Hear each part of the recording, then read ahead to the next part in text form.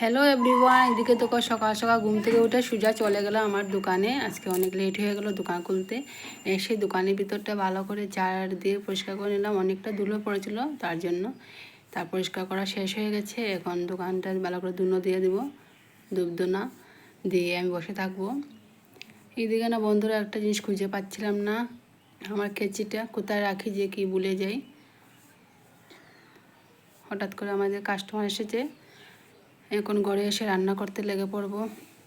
সজনা দিয়ে আলু দিয়ে আজকে মাছ তরকারি রান্না করব, নিরামিষ। ঘরে এটাকে ভেজে নিলাম আগে। আর সবাই বললে তুমি সারাক্ষণ দোকানে বসে থাকো, ঘরে কোন সময় কী কাজ করো। এই দেখো বন্ধুরা আমি কী করি দেখা নাও। ভালো করে বিছানাটা জ্বাললাম, তারপরে একটু আলমারিটা মুছবো।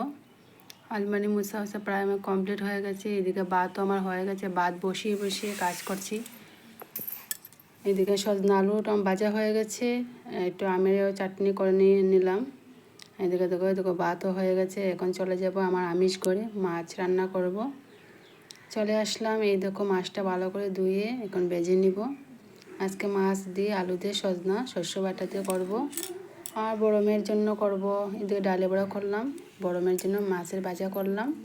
আর এদিকে টকটা বানিয়ে রেখেছিলাম, এটা জেলি হয়ে গেছে এই দেখো। তারপর খাওয়া দাওয়ার পর আমরা দুজন একটু বেরিয়ে পড়লাম। মধ্যে মধ্যে একটু ঘুরলে মনটা ফ্রেশ ফ্রেশ হয়, তার জন্য আমরা দুইজন বেরিয়ে পড়লাম।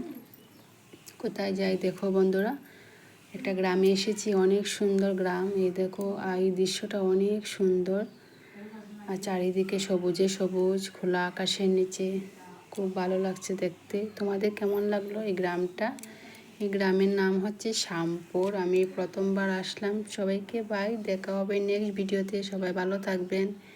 এদিকে দেখো ধান ক্ষেত রয়েছে, আরও পুকুর আছে।